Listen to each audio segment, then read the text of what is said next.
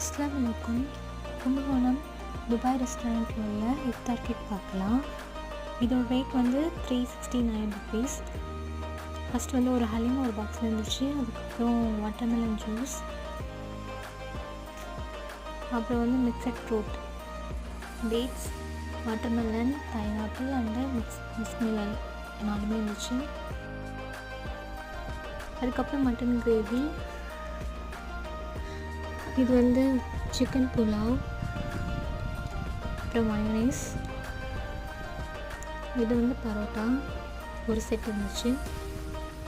இது வந்து shawarma, chicken shawarma, அப்புறம் பாபிக்யூ சிக்கன், ஒரு வாட்டர் பாட்டில்,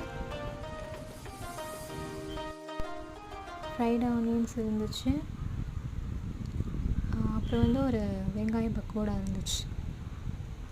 இவ்வளோதான்.